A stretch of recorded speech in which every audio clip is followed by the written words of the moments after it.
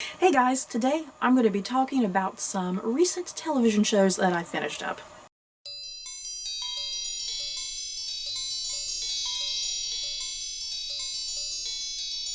So, I have 4 TV shows that I'm going to be talking about in this video, a TV wrap-up of sorts, if you will. This is just a bunch of shows that I have been meaning to talk about, but I've just never really found like a place within any given month to try and talk about these specific TV shows and whatnot. So yeah, I'm just going to kind of group them all together here, do quick reviews, like little mini reviews. And yeah, each show that I'm about to talk about, I don't plan on having any sort of spoilers at all. But yeah, if you want to talk in more detail, be more spoilery about some of these shows, definitely feel free to do so in the comments below.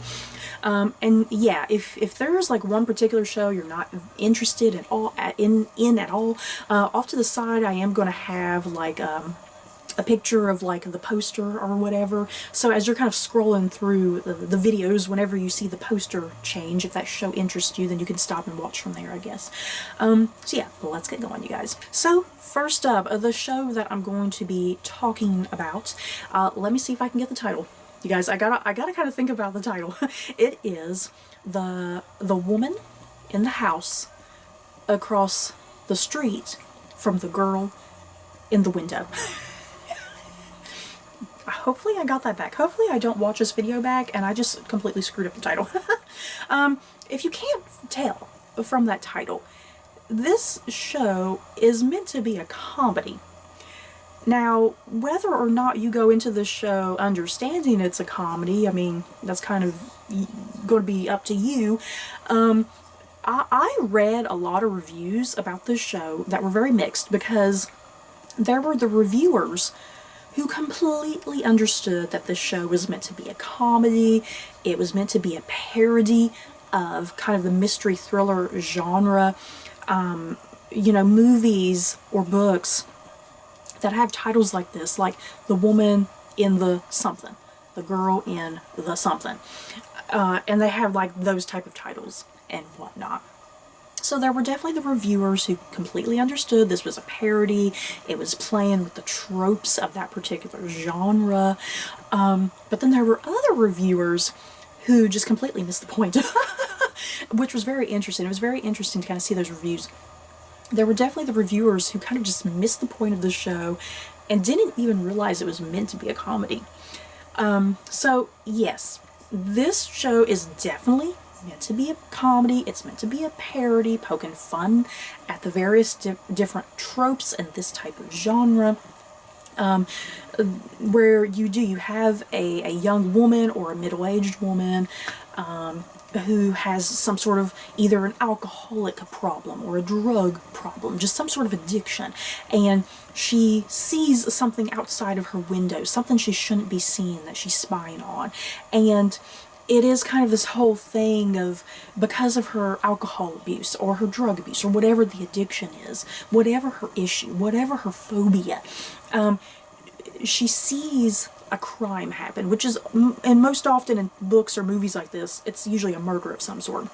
So then the narrative kind of spins from there, and the police force doesn't believe her. Her friends and family doesn't believe her, and so it's kind of her mission to try and figure out the truth and whatnot. So that's exactly what you're getting with this show. It stars Kristen Bell as our leading protagonist, if you will. She is an alcoholic. She has a phobia of going outside. Yeah, she has recently lost her daughter. Her husband has left her. And of course, across the street moves in a very sexy, handsome stranger played by Tom Riley. You guys, I love Tom Riley. I loved him. He played Leonardo da Vinci in Da Vinci's Demons. I gotta give him a shout out. I loved him in this. So yeah, the sexy neighbor moves in. He has a girlfriend, and very early in the show, the first couple episodes, a murder does happen across the street. And Kristen Bell's character, of course, is like, oh my god, I know what I saw, but the police don't believe her because she's an alcoholic, and she takes all these steps and whatnot to try to discover the truth, you know, if she really did see someone get murdered. So I did. I really liked this show. There's a lot of people who did not like the show, didn't find it funny at all. I did find it funny. And the thing is, there is something about the show that the comedy and the humor, I think, is meant to be deliberately awkward and strange. You know, I feel like there's a deliberateness, is that a word? to how the story is being told, how the comedy is being told.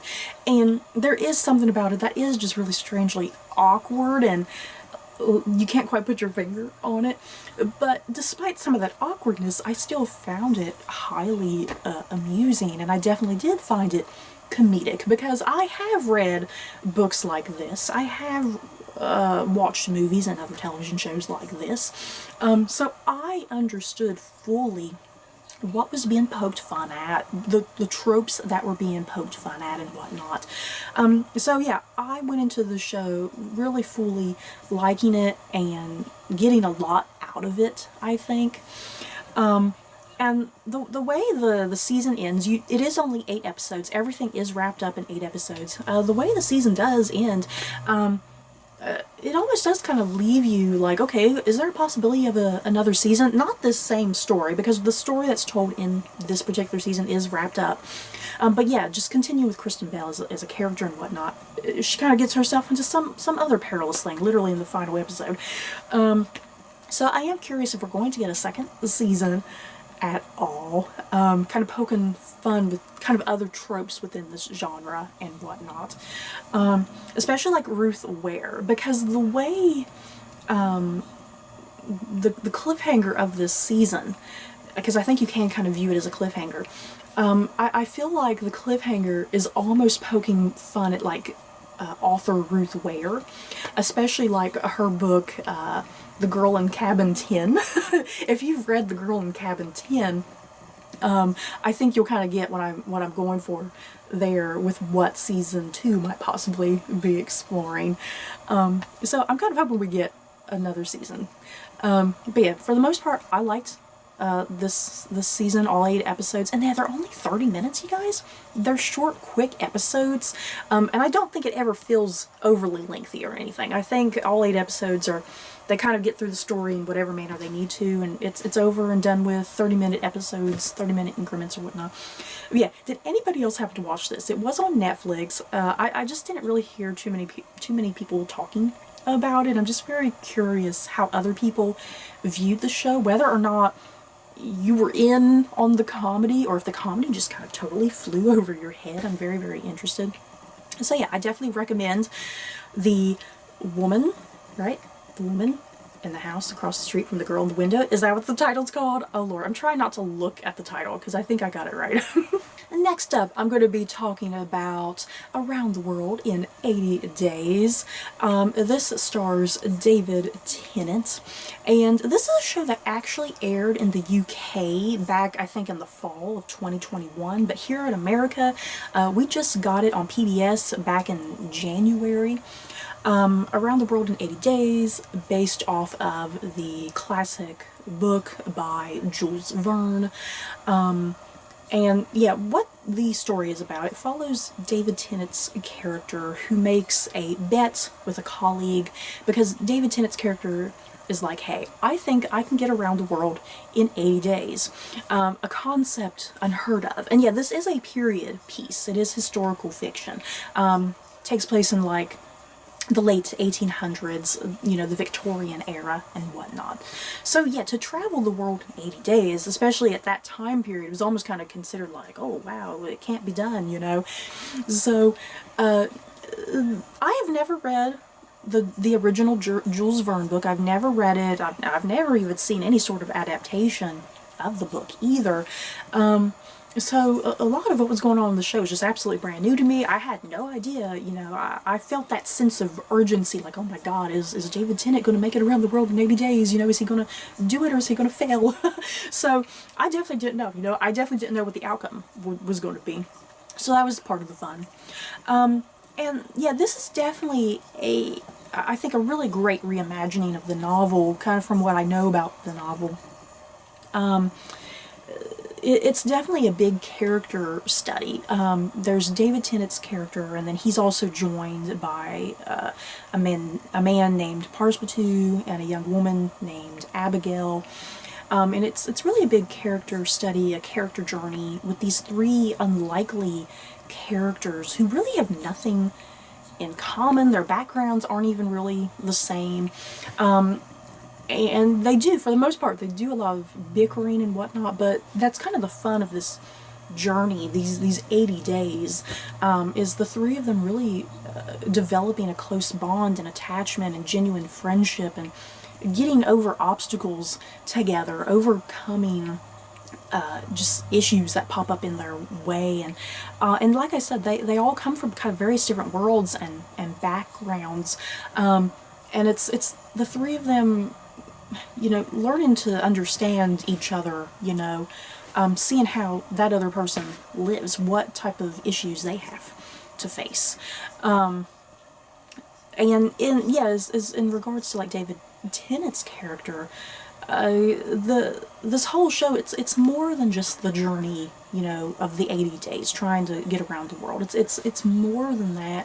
It's a story about a man trying to prove himself to others, prove what he can do even to himself, build up his own confidence, build up his own sense of self-esteem, kind of prove the type of man he is and wants to be and whatnot. And it's a journey that all three of these characters go on, and they really learn a lot about themselves, learn a lot about each other, learn a lot about the world and whatnot. I tell you what, the way this show was done, because I didn't quite know how they were going to get around the world in 80 days and whatnot, because it felt like each episode was pretty much kind of just focusing on 1 or 2 days of their journey. And then like in between the episodes, like a span of maybe 5-10 days or so would kind of skip by and whatnot. So the way the show was kind of filmed and shot, I mean, it definitely was kind of leaving me like, okay, we're spending like a whole day in this one location. I don't even see how they're going to get around the world in 80 days at this point, because they kind of kept getting stuck by just various different obstacles or tragedies or issues or whatever. But I thoroughly really enjoyed this show. I love British period dramas, you guys. I'm an absolute sucker for them. I love all things David Tennant. I will watch just about any damn thing with David Tennant in it, let's be real. And this show was actually renewed for a second season. The good thing, season 1 definitely stands on its own. It's a complete full season. And without maybe, I don't know, I'm trying not to really spoil too much, because like I said, I'm not doing spoiler reviews. The way this season ends, it's kind of left hanging that season 2 might be doing 20,000 Leagues Under the Sea, which is also a Jules Verne novel. And yeah, the whole cast is coming back. Even though this cast of characters is only in this one particular book, I think the show is going to kind of drag them over, and it's going to be like a crossover event, These characters are going to be mingling with the characters from 20,000 Leagues Under the Sea. So, I'm pretty excited for that. I'm assuming that's what's going to happen. No one has said anything that is indeed what's happening. And then I'm curious if there's going to be a third season, because then the next big book by Jules Verne is Journey to the Center of the Earth, which is very popular. So I'm expecting that we're going to get 20,000 Leagues Under the Sea, and then we're probably going to get just a third and final season, and that's going to be Journey to the Center of the Earth, I'm hoping. So that should be pretty exciting. I can't wait.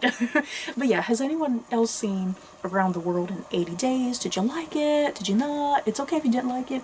But yeah, I just found it completely charming and delightful, and I really love the characters and the stories. Next up, I'm going to be talking about Pam and Tommy.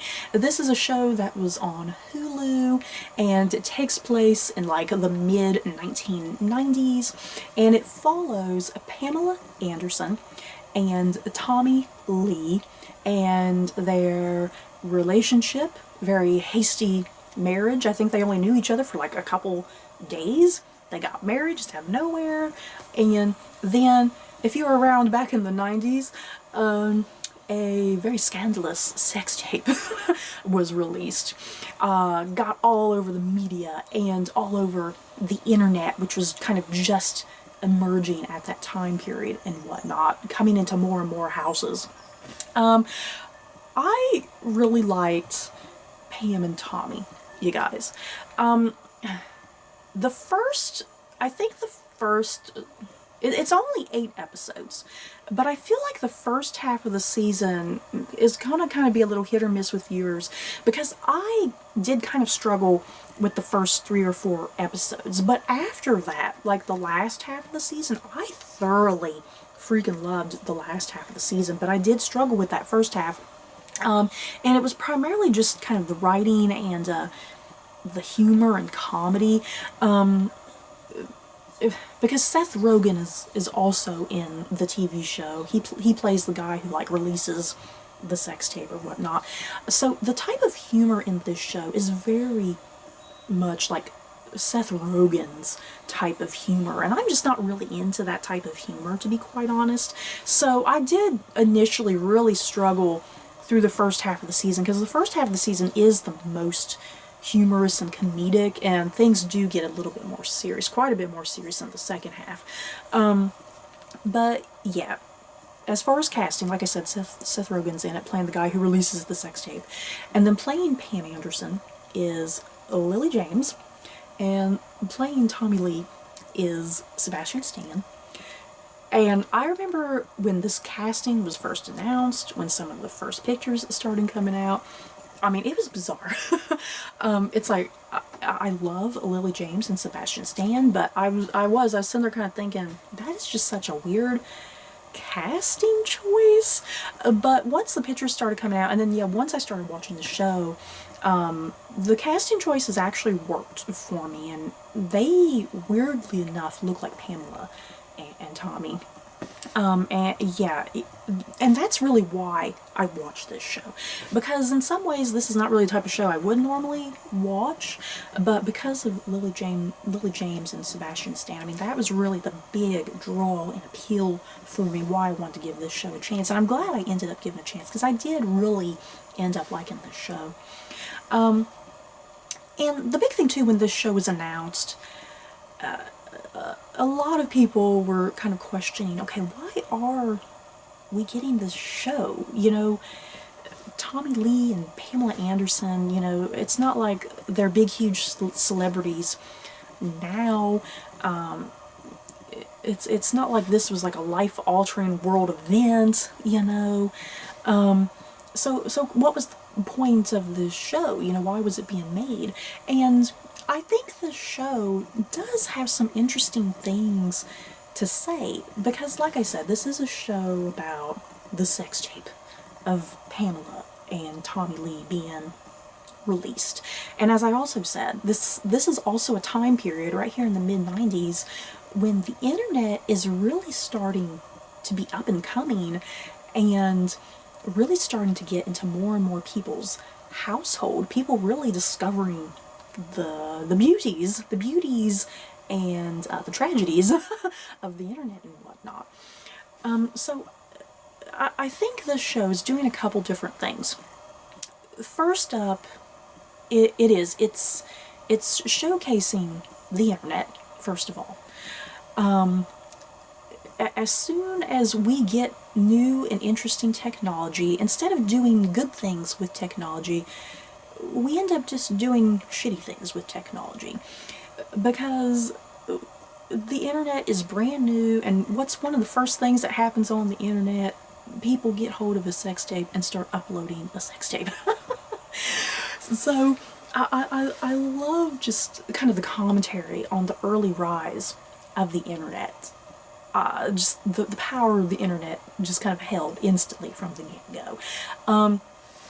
And people not understanding at the time how the internet fully worked. So that was kind of interesting, watching people's reactions to the internet, and like, oh, how do you do this on the internet? How do you buy this? How is this playing on the internet? You know, it was really fascinating to see people's reactions, because nowadays, I mean, the internet it's just part of our lives. It's part of our everyday lives. It's nothing new or unique. It is ingrained in us as people. Even little kids. I walk around, there's little kids with phones in their hands, and they know exactly what to do with the internet. And that's scary, because when I was a kid, I didn't have that. I definitely did not have any internet until I was like a teenager, like in my late teens. I never had the internet until I was in my late teens. So it's kind of terrifying, the power that little children have in their hands nowadays, and the things that they're looking at, especially if their parents aren't paying attention, if they don't have like parental controls on and whatnot. So I definitely think the show is definitely playing with that, the nature of the early internet, and kind of just the rise of problems that have grown and developed over the decades as a result. And I think, too, the other big thing that the show is tackling, since it is a sex tape, and this is commentated on various different times throughout the show, because Pamela Anderson, as I said, played by Lily James, she makes a remark like, okay, this sex tape might not be a big deal to you, her husband, but it's a big deal to me because I am exposed on this tape in ways that are just different from how you're exposed, because I am a woman. And it's kind of at this time too, Tommy Lee was known for being a playboy and running around, I guess, nude on stage and sleeping around with just various different women, and it's like he almost doesn't see a problem with it. It kind of hits him later in the show, like he starts feeling that impact of this tape and how it's affecting him and his relationship with Pamela and whatnot. But yeah, Pamela is saying, I am exposed on this tape in a very different way, and people are looking at you thinking, oh wow, you're great, Tommy Lee, you're getting to have sex with this hot woman and this and that. You're being cheered and applauded, but Pamela is being viewed as a slut, as a whore. She's being slut-shamed, pretty much, as a result of this tape. So I liked the commentary on that with this tape. The differences of how Pamela is treated versus how Tommy is treated in regards to this tape and whatnot. So, I think that's what the point of this show is, because like I said, when this show was first in production, people were like, what is the point of this show? There's absolutely no point in this show. But I think that is the point of the show. It's to show the sexism that was running around in the mid-90s, and also just the rise of the internet during this time period as well, and yeah, where we're at now currently with the internet. But yeah, I thoroughly really enjoyed Pam and Tommy. Like I said, the first half of the season was a bit of a struggle because I just did not like that type of humor and comedy. And then yeah, there was just a lot of unnecessary nudity going on that was just not really floating my boat at all. And yeah, I really loved the second half of the season because it got a lot more serious and thought-provoking and engaging and whatnot, and that's where you get a lot of the commentary that's needed.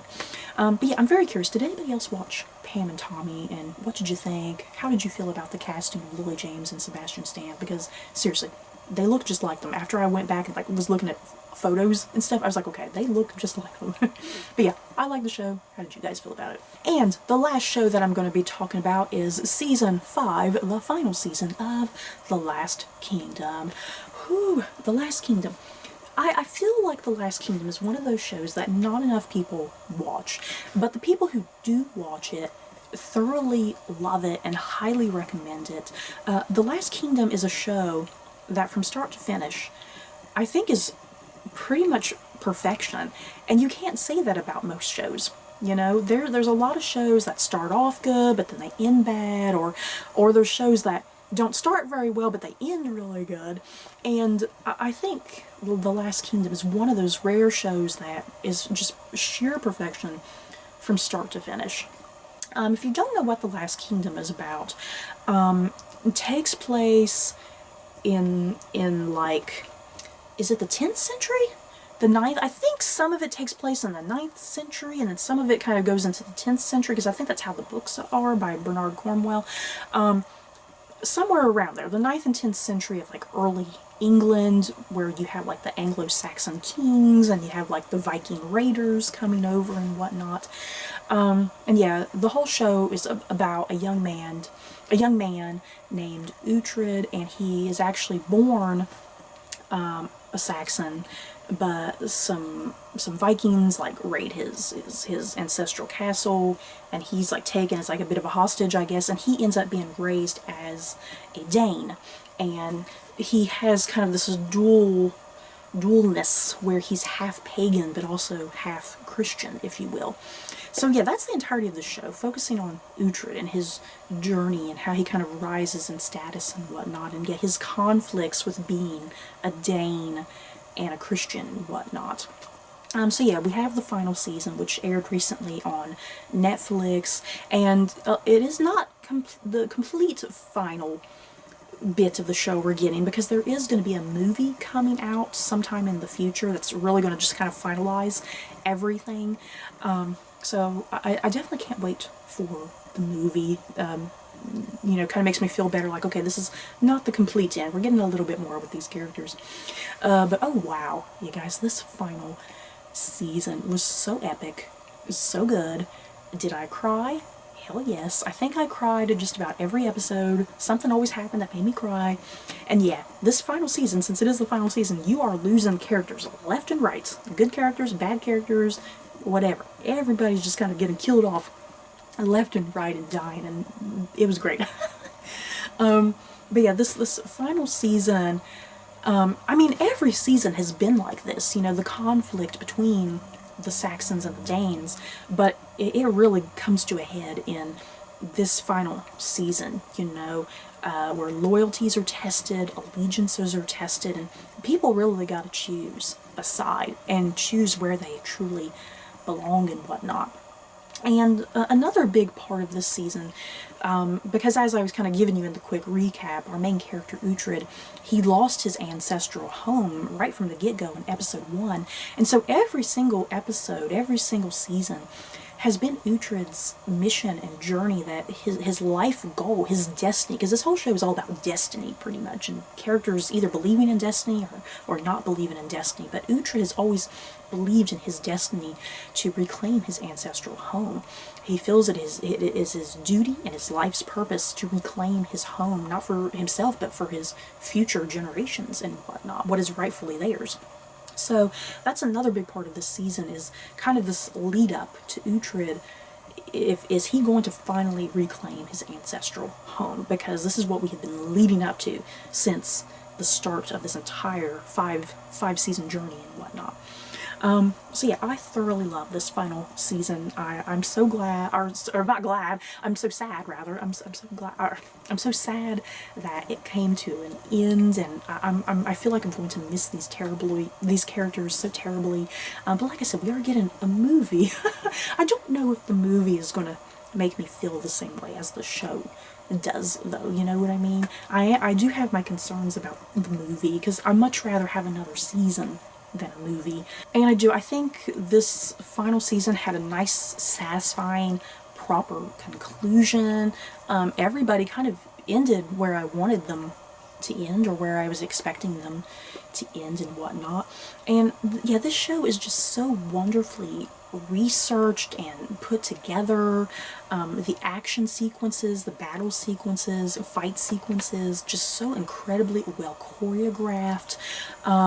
Just such a remarkable show from start to finish. And yeah, if you've never seen The Last Kingdom, I think now is a good time for you to get into it, since all seasons are finished right now. I think you'll really love it. If you like things like Vikings, for instance, the History Channel Vikings, I think you'll definitely really appreciate this show. But yeah, a great final season, you guys. How did you guys feel about this final season? Definitely talk about all sorts of spoilers with me, especially all the people who died. Who made you cry the worst when they died? So you guys, that is it for this TV wrap-up. In the comments below, which of these shows have you guys seen? Or now that I've kind of talked about them, are you interested in seeing some of these shows? That's it for this video. Don't forget to like, comment, and subscribe. And if you like this video, you may like these other videos. Bye, guys.